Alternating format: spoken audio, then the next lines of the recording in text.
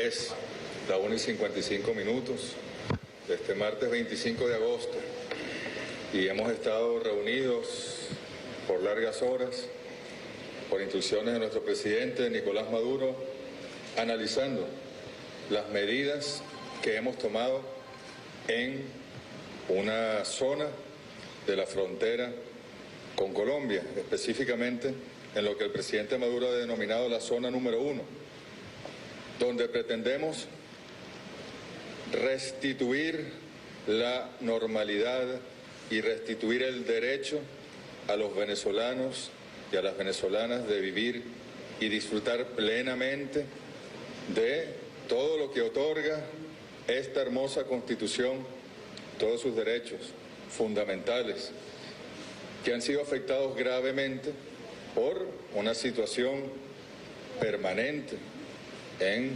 nuestro vecino, nuestra vecina y hermana Colombia, cuyos asuntos internos han perjudicado gravemente a la población venezolana, sobre todo la que vive en las zonas fronterizas.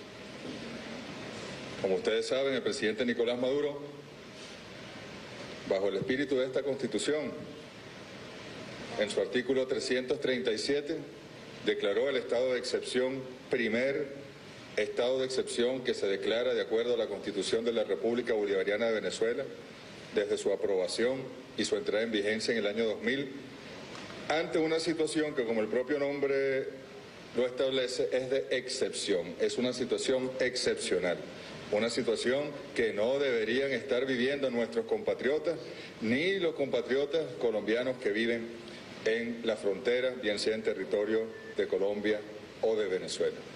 Por eso hemos estado analizando los efectos de este estado de excepción que salió publicado el día de ayer en Gaceta Oficial de la República.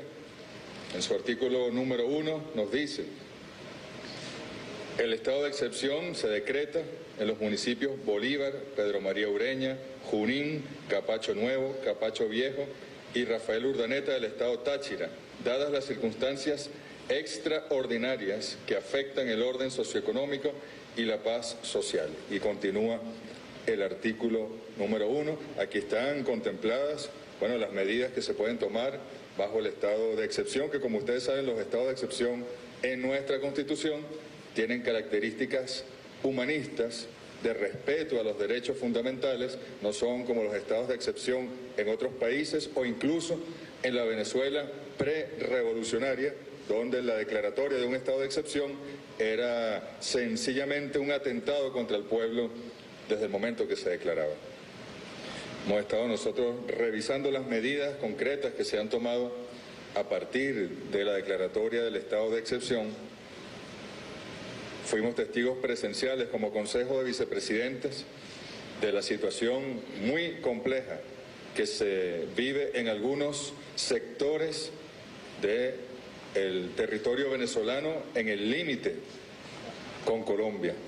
Estuvimos en un sector llamado La Invasión, donde, como ustedes saben, han sido desmantelados centros de perversión, centros de violencia paramilitar, centros de esclavitud sexual, centros de secuestro, y se continúa haciendo permanentemente este trabajo, incluso ahora con el apoyo fundamental de una autoridad única que el presidente Nicolás Maduro ha nombrado allí, ha designado al general Carlos Alberto Martínez Escapulioni para que sea el responsable de estos 6 municipios y del cumplimiento de este estado de excepción en conjunto con las autoridades civiles, con el gobernador y con todas las autoridades militares.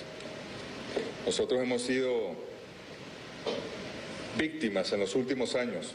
Cuando decimos nosotros y nosotras, nos referimos al pueblo de Venezuela, de una situación producto de asuntos internos colombianos, su guerra, su conflicto interno, que no nos corresponde a nosotros asumir las consecuencias, y sin embargo hemos asumido suficientes consecuencias de esa guerra interna. En segundo lugar, del narcotráfico colombiano, el conflicto interno colombiano, el narcotráfico en Colombia. Colombia, como ustedes saben, llegó a ser el principal productor de drogas de este mundo y se organizaron mafias allí que llegaron incluso a gobernar un paraestado del narcotráfico que hubo en Colombia y nosotros sufrimos las consecuencias de ese paraestado. Conexo al narcotráfico y conexo a su conflicto interno, el paramilitarismo, como expresión de la más terrible violencia, violadora continua de los derechos humanos del pueblo colombiano, que también hemos sufrido las consecuencias y las estamos sufriendo, y por eso las decisiones que ha tomado el presidente Nicolás Maduro en los últimos días. Pero además somos víctimas de una conspiración permanente contra Venezuela. Bien lo decía el presidente Nicolás Maduro el día de ayer. Desde Venezuela nosotros no estamos atacando la economía colombiana. Desde Venezuela no estamos fomentando el contrabando de extracción de productos colombianos hacia nuestro territorio. Desde Venezuela no queremos derrocar al gobierno legítimamente constituido y que respetamos y con el cual tenemos las mejores relaciones.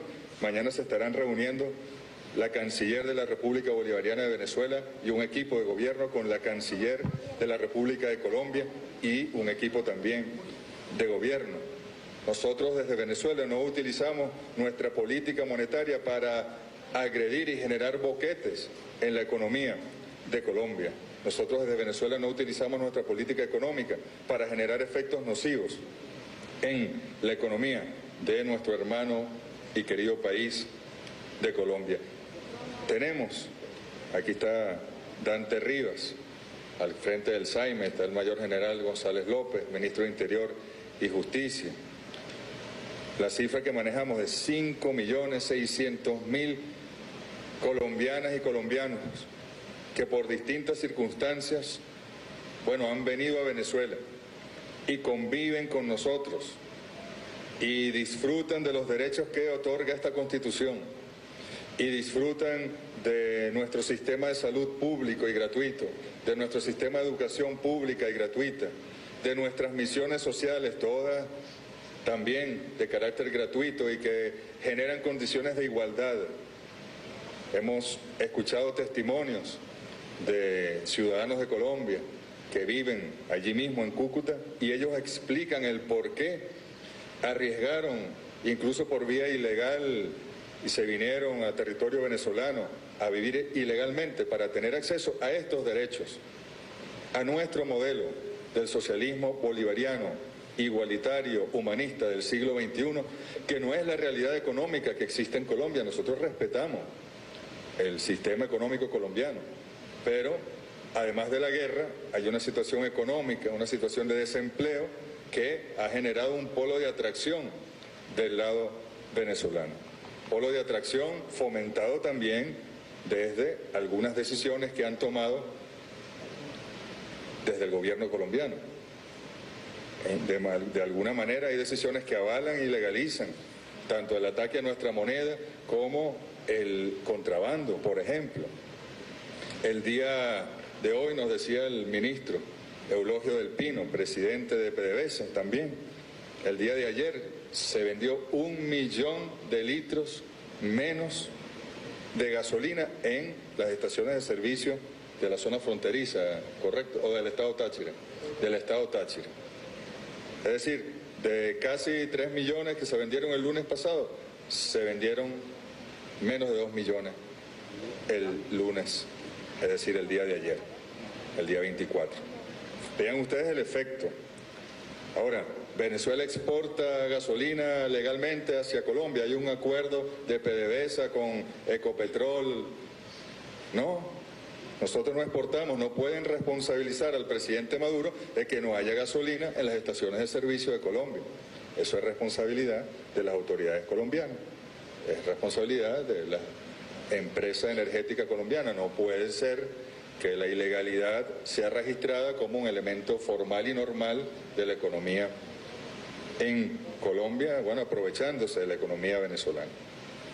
Nosotros lo decimos en el mejor espíritu, de manera que los pueblos, en primer lugar de Venezuela y de Colombia, de nuestra América y del mundo, entiendan la realidad difícil, las secuelas complejas profunda que ha tenido que sufrir el pueblo de Venezuela por las circunstancias estructurales que en Colombia se han desarrollado en las últimas décadas y que hemos asumido con la mejor voluntad, que hemos asumido con generosidad, con el espíritu bolivariano